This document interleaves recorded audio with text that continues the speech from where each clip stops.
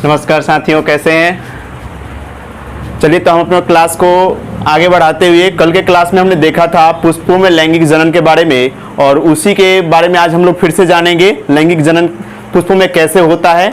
कल हमने देखा था कि लैंगिक जनन पुष्पों में जो होता है उसके जनन के कौन कौन से भाग होते हैं, सहायक अंग कौन कौन से होते हैं और मुख्य जनन अंग कौन कौन से होते हैं। तो हमने देखा था कि पुष्प के मुख्यतः 4 भाग होते हैं।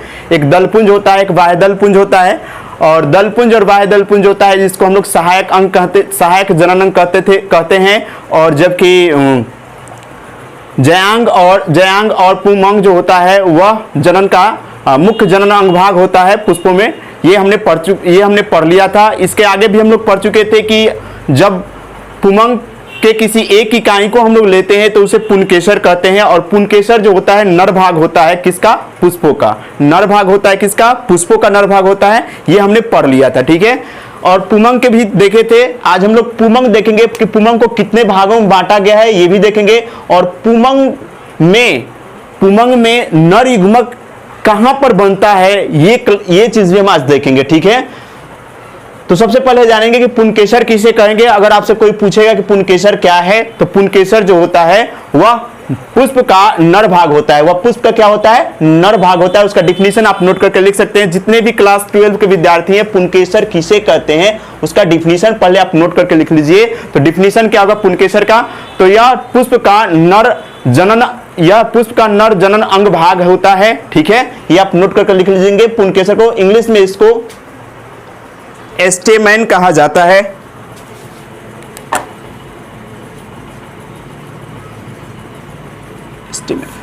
ठीक है।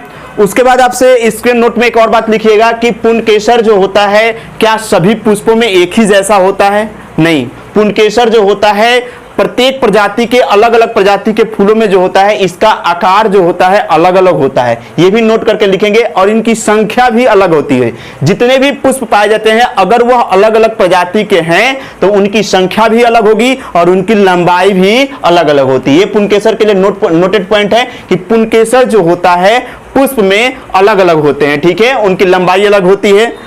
दूसरी बात, पुंकेसर को यहां पे हमने कल बताया था, पुंकेसर को 3 भागों में बांटा गया था। पहला ऊपर वाला भाग को हम लोग परागकोश कहते थे, और परागकोश से नीचे वाले भाग को हम लोग योजी कहते थे, और सबसे लंबे वाले भाग को हम लोग पुतंतु कहते थे। ये हमने पढ़ लिया था, ठीक है। परागकोश को इंग्लिश में एंथर बोलते हैं, योजी को कनेक्टिविटी बोलते हैं, और पुतंतु को फिलामेंट बोलते हैं। चलिए तो अब हम लोग थोड़ा सा परागकोश का भी डिफिनीशन लिख लेंगे कि परागकोश क्या है। क्योंकि क्लास ये थोड़ा सा कॉम्पिटिटिव व्यू से हटकर और क्लास 12 के लिए स्पेशल हम पढ़ा रहे हैं। तो परागकोश, कोई पूछेगा कि परागकोश क्या है तो उसका आप डिफिनीशन लिख सकते हैं कि पुंकेसर का वह भाग जो सबसे ऊपरी सिरा पर हो तथा जिसमें नर युग्मक का निर्माण होता है उसे हम लोग परागकोश कहते हैं। एक बार फिर से सुन लीजिए, परागकोश किसे कहते हैं, तो पुंकेसर का वह भाग जो सबसे ऊपरी सिरा पर रहता है तथा जिसमें पुष्प का नर युग्मक का निर्माण होता है उसे हम लोग क्या कहते हैं, तो परागकोश कहते हैं, ठीक है। परागकोश की कहते हैं, ठीक। दूसरा यहाँ पे योजी किसे कहते हैं, योजी का डिफिनीशन भी आप लिख सकते हैं। योजी क्या है, तो पुंकेसर का वह भाग जो परागकोश से सटा हुआ रहता है तथा इसे द्विपालिका को जोड़कर रखता है उसे हम लोग योजी कहते हैं। परागकोश के नीचे वाले भाग को जोड़कर रखने वाले भाग को क्या कहेंगे, हम लोग योजी कहेंगे। पुंकेसर का वह भाग जो परागकोश से जुड़ा हुआ रहता है उसे हम लोग क्या कहेंगे, योजी कहेंगे। उसके बाद आता है कि पुतंतु किसे कहते हैं, तो इसका भी आप डिफिनीशन लिख सकते हैं। पुतंतु क्या होता है, इसको इंग्लिश में लोग फिलामेंट बोलते हैं। ध्यान सुनिएगा, फिलामेंट क्या होता है, तो पुंकेसर का वह सबसे लंबा भाग जो पुष्पासन से जुड़ा रहता है। किससे जुड़ा रहता है, पुष्पासन से जुड़ा रहता है। ये जो भाग है, ये लंबा वाला भाग जो दिखाई दे रहा है, ये जो है पुतंतु है। और ये किससे जुड़ा हुआ रहता है, तो पुष्पासन से जुड़ा हुआ रहता है। उसे हम लोग क्या कहते हैं, तो उसे हम लोग पुतंतु कहते हैं। क्या कहेंगे, उसको पुतंतु कहेंगे। तीनों हमने देख लिया, परागकोश किसे कहेंगे, योजी किसे कहेंगे और पुतंतु किसे कहते हैं। क्लास 12 के विद्यार्थी इसे बिल्कुल ही कॉपी में नोट करके लिख लेंगे। डिफिनीशंस जो है बहुत ही महत्वपूर्ण होते हैं। इस तरह से आपका नोट कॉपी भी बनता चला जाएगा, ठीक है। चलिए तो अब हम लोग आते हैं परागकोश के संरचना के बारे में। परागकोश का डिफिनीशन हमने जान लिया था कि परागकोश क्या होता है, तो अब उसके संरचना के बारे में जानेंगे कि वह किस तरह से दिखाई देता है। देखिए ये वाला भाग जो है परागकोश है, इसको अगर इस तरह से हम लोग थोड़ा सा काट दें यहां से, तो ये जो होता है यहां पर यहां पर जो होता है इस तरीके से दिखाई देता है, ये कटा हुआ भाग है, ये कटा हुआ परागकोश का कटा हुआ ये भाग है। तो यहां पर क्या देख रहे हैं, सबसे पहला महत्वपूर्ण क्वेश्चन कि परागकोश जो होता है द्विपालिका होता है। द्विपालिका मतलब दो भाग में बटे होते हैं। देखिए यहां से ये जो है द्विपालिका है, एक भाग इस साइड और एक भाग इस साइड, ठीक है। तो पहला ऑब्जेक्टिव क्वेश्चन जो है डायरेक्ट यहां से इस तरह से क्वेश्चन पूछता है कि परागकोश जो होता है कितने पालिका होता है, तो द्विपालिका होता है, ठीक है। और दूसरी बात, पहला तो हमने जान लिया कि यह द्विपालिका होता है, द्विपालिका, ठीक है, संरचना में। दूसरी बात, इसके एक पालिका में दो कोष्ठ होते हैं। इसके एक पालिका में कितने कोष्ठ होते हैं, तो दो कोष्ठ होते हैं। देख लीजिए यहां पे लिख दे रहे हैं, इसके एक पालिका में दो कोष्ठ होते हैं, दो कोष्ठ होते हैं, ठीक है। इस तरह से पूरे अगर एक परागकोश में पूछा जाए कितने कोष्ठ होंगे, तो चूंकि एक परागकोश में द्विपालिका होता है और एक द्विपालिका में दो कोष्ठ होते हैं, तो पूरे परागकोश में जो होंगे 4 कोष्ठ होंगे। कितने कोष्ठ होंगे, 4 कोष्ठ होंगे। एक परागकोश में कितने कोष्ठ हो गए, 1 2 3 4। ध्यान से देखिए, तो परागकोश जो होता है इसको हम लोग यह भी कह सकते हैं कि यह चतुष्कोणीय होता है, यह चतुष्कोणीय होता है। एक बात और ध्यान देने वाली बात है कि यह प्रारंभ में चतुष्कोणीय नहीं होता है, यह प्रारंभ में गोलाकार होता है, लेकिन जैसे जैसे यह परिपक्व अवस्था की तरफ बढ़ता है, विकसित होना शुरू करता है, तो यह कौन सा अवस्था, किस अवस्था में चला जाता है, चतुष्कोणीय हो जाता है। तो हमने क्या देखा कि संरचना के बारे में हमने ये देखा, परागकोश जो होता है द्विपालिका होता है, द्विपालिका अवस्था में होता है। इस एक पालिका में दो कोष्ठ होते हैं। इस तरह से पूरे परागकोश में जो है कितने कोष्ठ होते हैं, 4 कोष्ठक होते हैं, और इसे हम लोग क्या कहते हैं, तो चतुष्कोणीय कहते हैं। तो अगला देख लेंगे, इन कोष्ठक को एक नाम दिया जाता है जिसे लघु बीजाणुधानी कहते हैं। ये बहुत महत्वपूर्ण क्वेश्चन है, लघु बीजाणुधानी। तो क्वेश्चन आपसे पूछेगा कि लघु बीजाणुधानी क्या है, तो हमारा आंसर क्या होगा, परागकोश के अंदर उपस्थित कोष्ठ को हम लोग क्या कहते हैं, लघु बीजाणुधानी कहते हैं। दूसरा डिफिनीशन भी इसका लिख सकते हैं कि परागकोश के अंदर स्थित वह स्थान जहां पे लघु बीजाणु या छोटे छोटे बीजाणु स्थित होते हैं, उस धानी को हम लोग क्या कहेंगे, तो लघु बीजाणुधानी। यानी इसका नाम अगर पूछा जाए, इस कोष्ठ का नाम क्या होगा, तो इस कोष्ठ का नाम हो जाएगा लघु बीजाणुधानी, ठीक है, याद रखिएगा। इसे हम लोग क्या कहेंगे, लघु बीजाणु। इंग्लिश में इसको बोलेंगे हम लोग माइक्रो एस्पोर्जिया, ठीक है, माइक्रो एस्पोर्जिया लिखेंगे, ठीक है। तो लघु बीजाणुधानी का डिफिनेशन आपसे कोई एग्जाम में पूछा हुआ क्वेश्चन है कि लघु बीजाणुधानी क्या होता है, तो परागकोश के अंदर स्थित वह स्थान जिसमें नर युग्मक बनते हैं, उस धानी को हम लोग क्या कहेंगे, लघु बीजाणुधानी कहेंगे। यानी इन कोष्ठकों को नाम दिया गया है क्या, लघु बीजाणुधानी। चलिए, ये हमने देख लिया, परागकोश के संरचना के बारे में जान लिए, लघु बीजाणुधानी क्या होता है वो भी सीख लिए, ठीक है।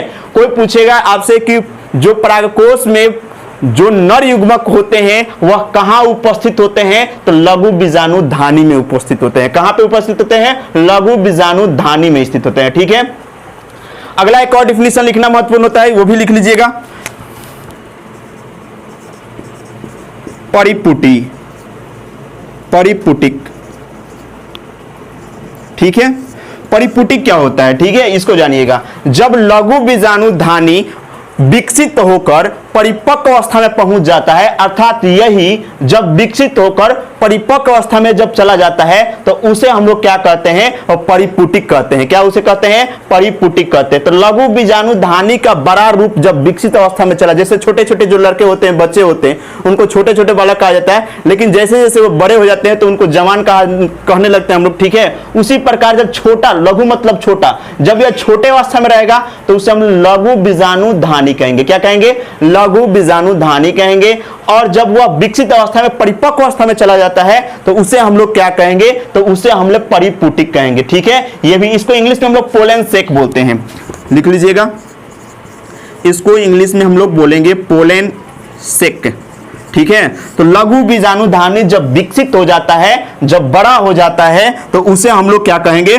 परिपुटिक कहते हैं। ठीक है, तो ये हमने देख लिया परागकोश के संरचना के बारे में। ठीक है, कि यह दो कोष्ठकीय होता है, एक दो पालीय होता है, एक पाली में जो होता है दो कोष्ठक होते हैं। इस तरह परागकोश में 4 कोष्ठक होते हैं, इसीलिए इसे चतुष्कोणीय भी कहा जाता है। और इस चतुष्कोणीय में से किसी एक को या चारों को हम लोग क्या कहते हैं, लघु बीजाणुधानी कहते हैं। नर युग्मक कहां उपस्थित होता है, तो लघु बीजाणुधानी में ही उपस्थित होता है। चलिए अगला हम लोग देखते हैं।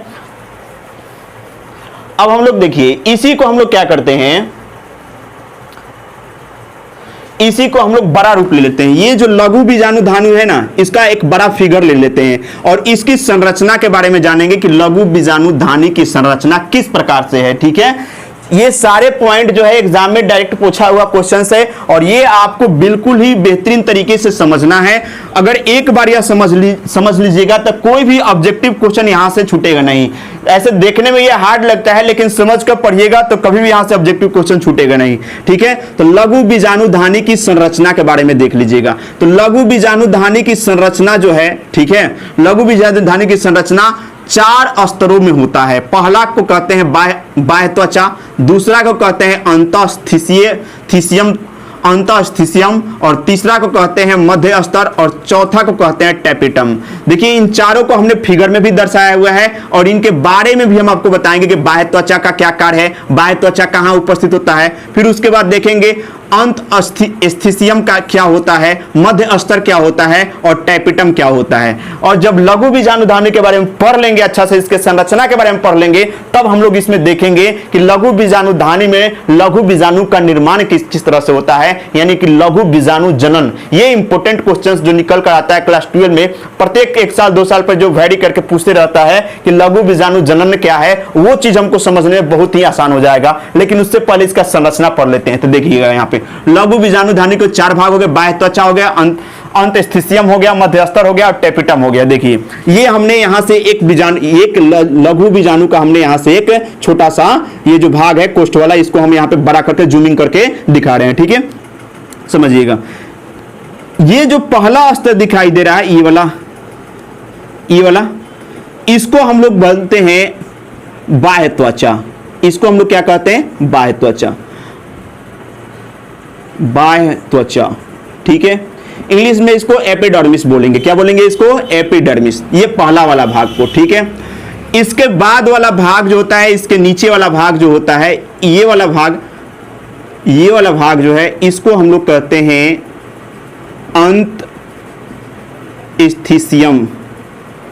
अंतःस्थिसियम। ठीक है, और जस्ट इसके 3 लेयर वाला यहां से यहां तक जो भाग दिखाई दे रहा है, ये वाला पूरा भाग, ठीक है, ये 3 देखिए यहां पे दिखाया गया है, ये 3 लेयर वाला भाग, ये वाला भाग जो है इसको हम लोग कहेंगे मध्य स्तर।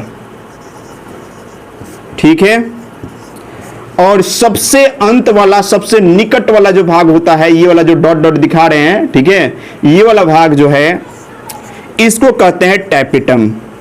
टैपिटम क्वेश्चन आपसे डायरेक्ट पूछ सकता है कि टैपिटम किसका एक भाग है, टैपिटम किसका एक भाग है, तो याद रखेंगे हम लोग कि यह लघु बीजाणुधानी का एक भाग है। ठीक है, टैपिटम। अब चारों के बारे में थोड़ा थोड़ा जानेंगे कि हाँ देखिए, मौखिक रूप से जान लेंगे, फिर इसको लिखित रूप से भी जानेंगे। बाह्य त्वचा क्या करता है, लघु बीजाणुधानी के सबसे बाहरी परत को हम लोग क्या कहते हैं, तो बाह्य त्वचा कहते हैं। और इन त्वचा, इसका कार्य क्या है, तो बाहरी आघातों से या किसी चीज से सुरक्षा प्रदान करता है। कौन, बाह्य त्वचा। जैसे ही यह परिपक्व अवस्था में बीजाणुधानी, लघु बीजाणुधानी पहुंचता है, जब परिपुट बनता है, ठीक है, तब यह सूख कर अपने से गिर जाता है। ठीक है, दूसरा देखिए अंतःस्थिसियम, ये क्या करता है, तो यह आर्द्रता को संग्रह करता है, प्राकृतिक से, वातावरण से यह आर्द्रता को संग्रह करके रखता है। और जैसे जैसे परिपक्व अवस्था में पहुंचता है तो यह इसकी कोशिका भित्ति क्या हो जाती है, मोटी हो जाती है और कहीं पर पतली अवस्था में रह जाती है, जहां से जो होता है इसका स्फुटन होता है।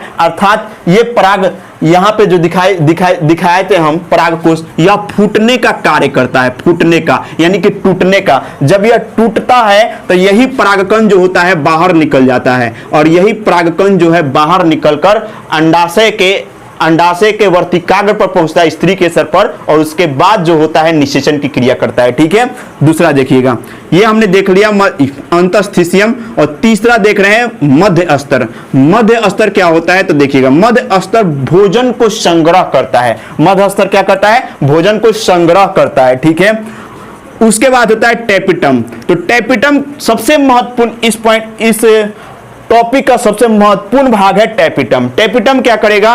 तो जो इसमें कोशिका का निर्माण हो, नए बीजाणु का निर्माण होगा, उसको पोषण देने का, भोजन देने का कार्य करेगा। कौन? टेपिटम। तो ये नीट के एग्जाम में भी क्वेश्चन पूछा हुआ है, क्लास 12 के भी ऑब्जेक्टिव में पूछा हुआ है कि बीजाणु को या लघु बीजाणु धानी में जो है पोषण का कार्य कौन करता है, कौन स्तर करता है? तो टेपिटम करता है। ठीक है, कौन करता है? टेपिटम करता है। याद करके रखिएगा इसको, एकदम निश्चित एग्जाम में इस तरह से क्वेश्चन पूछा जाता है और पूछा जाएगा, आपका याद रखना कार्य है। ठीक है, अगर इसमें कोई भी आपको डाउट हो रहा है तो वीडियो को रोकिए और वहां से पॉज कर देखिए। ठीक है, तो हमने पढ़ लिया क्या? लघु बीजाणु धानी और उसकी संरचना। ठीक है, संरचना का इसका डिफिनीशन भी इसके कल हम लिखवाएंगे कि बाह्य त्वचा का क्या कार्य है, अंतःस्थितियम का क्या कार्य है, मध्यस्तर का क्या कार्य है और टेपिटम। ये तो मौखिक रूप से हमने केवल बता दिया, लेकिन अगर आपको इसका डिफिनीशन लिखना है तो इसको कल के वीडियो में हम लोग देखेंगे। ठीक है, आज के वीडियो में इतना ही रहेगा। हमने आज क्या क्या सीखा? तो हमने सीखा पुंकेसर के भाग। पुंकेसर के भाग में क्या सीखा? तो परागकोश, परागकोश की संरचना किस प्रकार की होती है, और उसके बाद हमने देखा कि लघु बीजाणु धानी क्या होता है। ठीक है, थैंक यू वीडियो देखने के लिए।